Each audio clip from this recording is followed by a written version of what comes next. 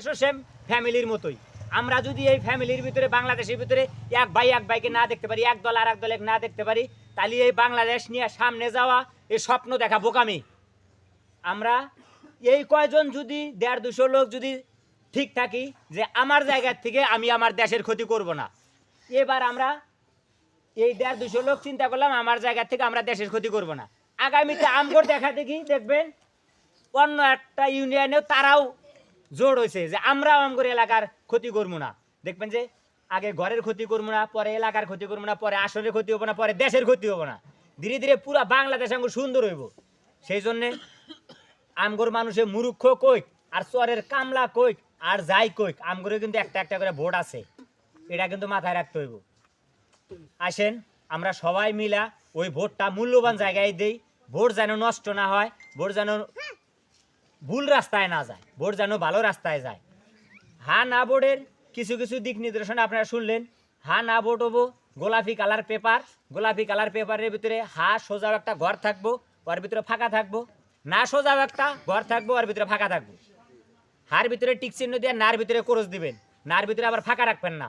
নার ভিতরে ফাঁকা রাখলে যে কেউ ওর ভিতরে যায় আবার টিক চিহ্ন দেয়, তাহলে ওই ভোটটাই বাদ। আর ধরেন এইটা মার্কা, আমরা 9 জন মানুষ, এই 9 জন প্রার্থী এই লালমনিরহাট আগে থেকে কিছুক্ষণের জন্য ধরে নিলাম এটা মার্কা। ব্যালট পেপার, এটা ব্যালট পেপার। এনে প্রথমেই আপেল, তারপরে আনারস, তারপরে অন্য অন্য নাম, অন্য অন্য মার্কা থাকবে।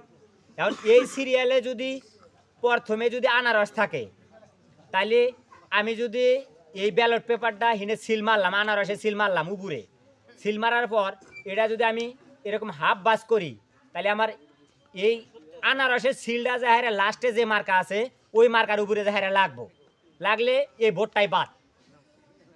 আর যদি আমি এই পেপারটা আনারসে হিনে সিল মারলাম, মারার পর যদি এই পেপারটা এই আনারসের কাছাকাছি যাহাইরা একটা এরকম বাস করি, আর তারপরে যদি আর একটা এরকম বাস করি, তারপরে যদি আর একটা এরকম বাস করি, তাহলে আর ওই কালিটা যা অন্য মার্কার উপরে লাগতে পারলো না।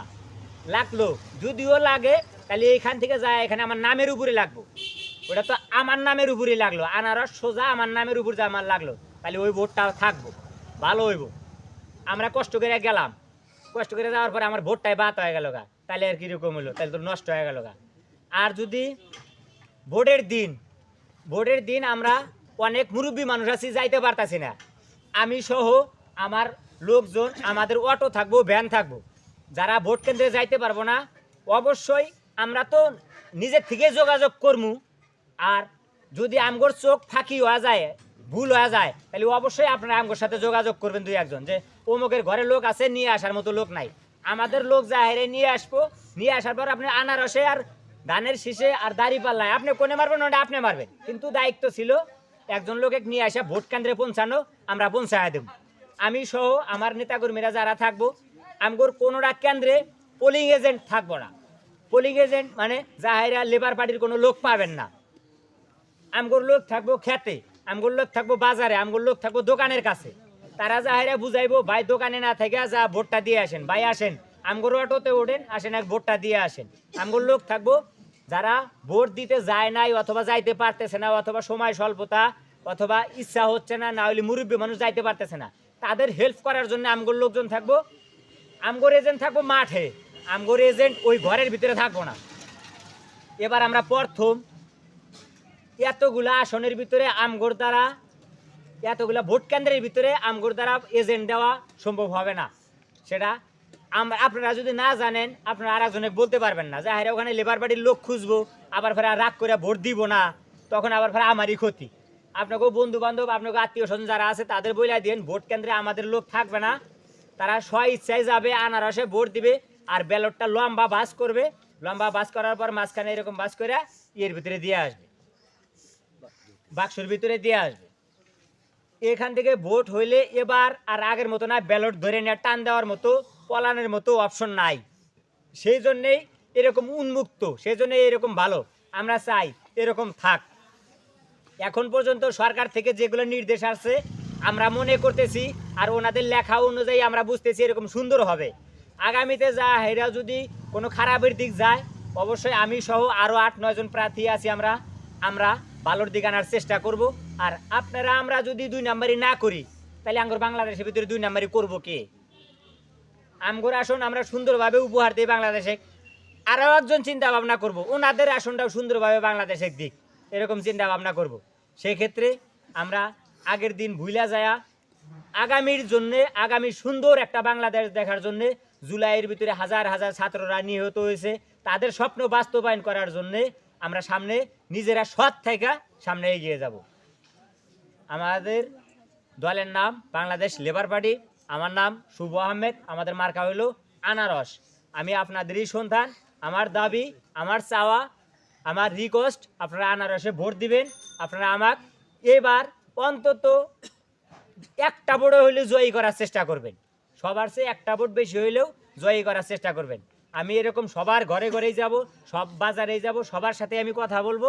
আজকে আপনারা আমার মুরব্বী, আপনাদের ঘরে আমি হয়েছি, আপনাদের এলাকায় আমি হয়েছি, সেই ক্ষেত্রে আপনাদের কাছেই আমি প্রথম শুরু করলাম।